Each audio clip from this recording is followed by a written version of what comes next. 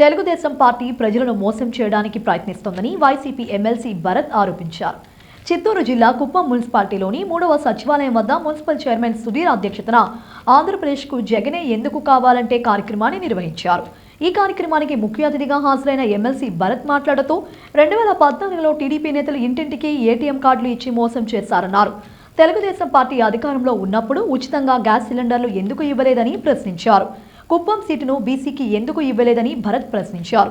జగనన్న ఆరోగ్య సురక్ష కార్యక్రమాన్ని ప్రజలందరూ సద్వినియోగం చేసుకోవాలని ఆయన కోరారు.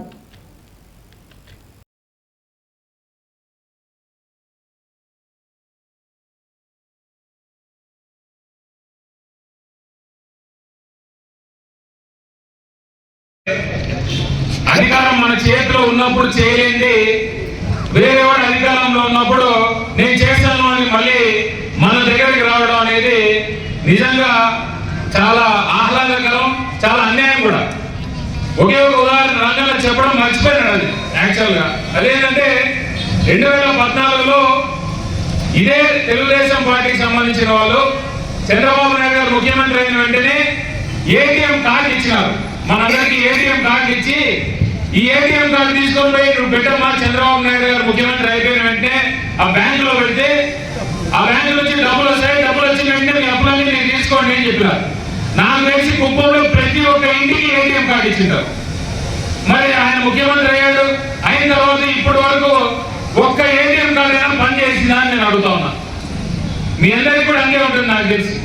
మళ్ళీ ఇప్పుడు వస్తా ఉన్నారు ఏంటంటే భవిష్యత్తు భరోసా అని చెప్పి చంద్రబాబు నాయుడు గారు 6 హామీలు ఇచ్చారు. ఆ హామీలన్నీ కూడా మేము నెరవేర్చేసాము అని మీ ఇంటి ఫోన్ నంబరు, మీ ఆధార్ కార్డు నంబరు, మీ అన్ని నంబర్లు తీసుకొని మీ ఇంటికి 3 లక్షల రూపాయలు డబ్బులు వేసేస్తాము, మీ అకౌంట్ డబ్బులు వేసేస్తామని చెప్పి ఈరోజు చెప్తా ఉన్నారు. 2014 నుంచి 19 వరకు 5 సంవత్సరాలు, అంతకంటే ముందు 9 సంవత్సరాలు ముఖ్యమంత్రిగా పనిచేశారు చంద్రబాబు నాయుడు గారు. ఇన్ని సంవత్సరాలలో ఏ రోజు కూడా నీకు ఫ్రీగా ఈ సిలిండర్ ఇవ్వాలని కానీ, లేకపోతే ఫ్రీగా డబ్బులు ఇవ్వాలని కానీ, లేకపోతే ప్రజలు కష్టాల్లో ఉన్నారు వాళ్ళ సంక్షేమం చూడాలనేటటువంటి ఆలోచన రాలేదా?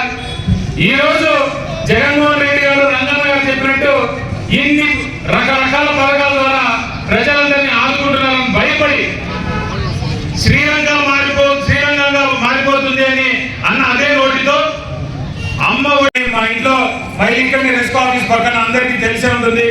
లేకపోతే ప్రతి 10 రోజులు 20 రోజులకు మేమే ఈ వాటి బాటను, పల్లె బాటను, గడప గడప కార్యక్రమంలో ఏదో రకంగా మీ వాటిలోకి వస్తున్నాం కాబట్టి ఆ సమస్యను పరిష్కరించడానికి మాకన్నా ఒక అవకాశం ఇవ్వండి.